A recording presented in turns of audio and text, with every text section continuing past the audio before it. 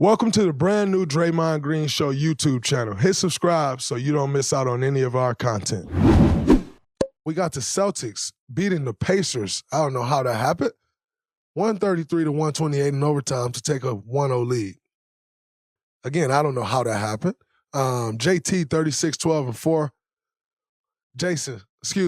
Jaylen 26-7-5. Drew 28-8-7. Haliburton had 25-10. Pascal 24-12-7. What is my biggest takeaway from this game? My biggest takeaways from this game, number one, is Al Horford in the pick and roll. I've said it over and over again. I told you guys when we played Boston in the finals 2 years ago, it got to a point in the series where Steph literally said, yo, bring me him. And the rest is history. Steph Curry's finals MVP, Golden State Warriors champion. Because Steph realized in that series that Al Horford couldn't guard the pick and roll. If he was in a drop, he didn't affect anything because Steph coming off, Steph can shoot, Steph can get downhill at him. It's not big enough and he's not blocking shots. If he switched, good night, Irene. It's over. Curtains closed. Case closed, it's over. Because Al can't move to stay in front of Steph on the switch. So Steph literally said, bring me him. Put him in the blender. And we went on to win a championship. Problem with that is Al Horford is 2 years older than he was then. And Father Time takes his course. And so he's not moving today as well as he was 2 years ago. And this is no disrespect or shots at Al Horford. This is just the reality. Without Porzingis, they really struggle to guard the pick and roll. Because you're just bringing Al into the pick and roll and guys are taking their pick. Now, I think what you have to do if you're Boston is when they bring Al into these pick and rolls with Holly, just switch them. Holly is not Steph Curry. Is not missing as much as Steph Curry. And the goal should be just to get him to his left hand. Like, Al, don't react to all of these crossovers. He going to go left and then try to get back right. Don't overreact to that. Just send him left. A lot like we did Jaylen and Marcus and Derek and JT in the finals. We sent them left. We sent them all left. Just get him to his left hand. Our help will be built in there. That may be what they have to do.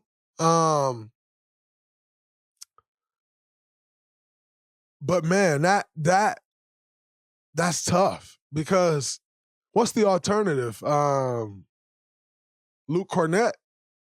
So they really need Porzingis back, and I know we can go on and on about it. Like can't sit here and you can only hope for that he does make it back.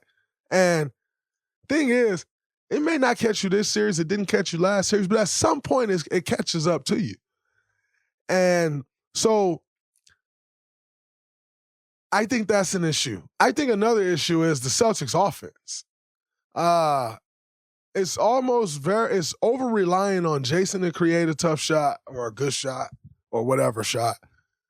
Jaylen to create a tough shot or a good shot or whatever shot. And Drew or Derek White, it's just their offense is built on guys creating shots. And that gets tougher and tougher as these rounds go on. Now, again, I don't think the Indiana Pacers can beat them, although they just let a golden opportunity get away. And it's stuff like that.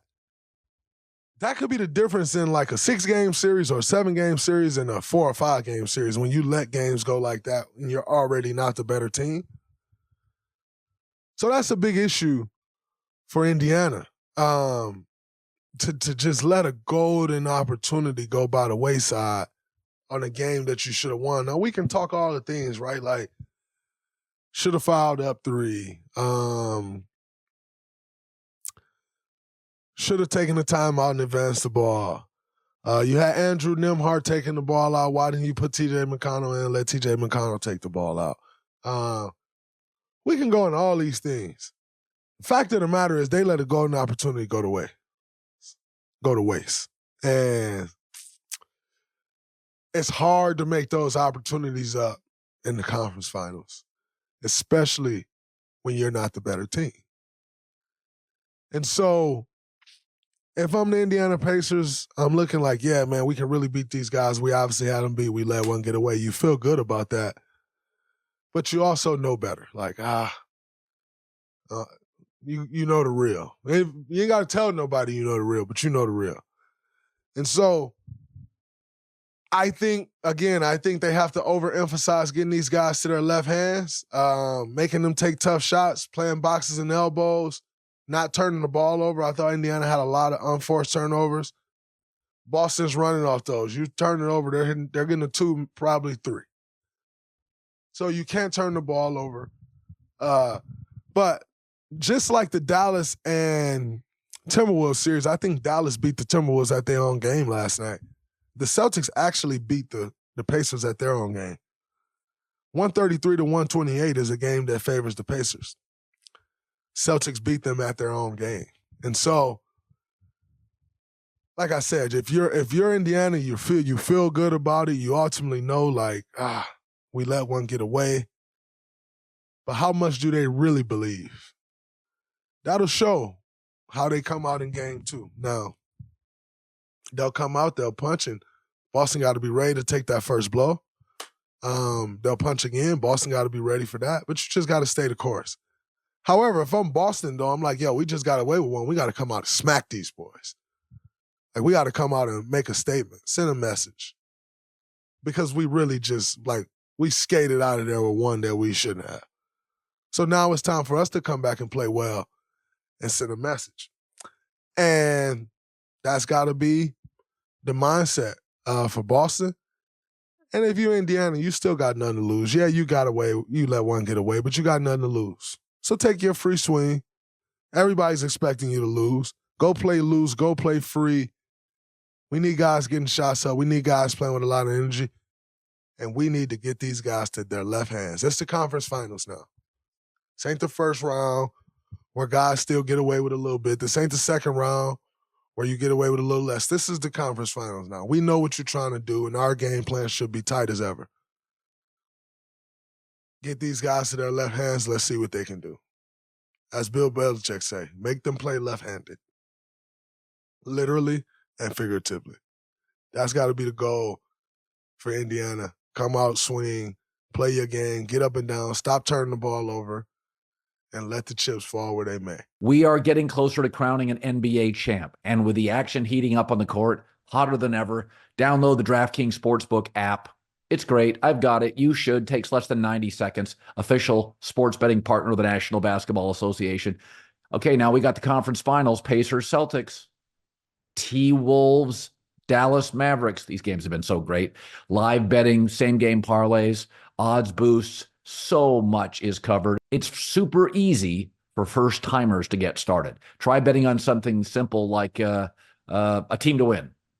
So you go to the DraftKings Sportsbook app, again, download it 90 seconds, select your squad, place your bet. It's that simple, okay? New to DraftKings. It's called No Sweat Bet.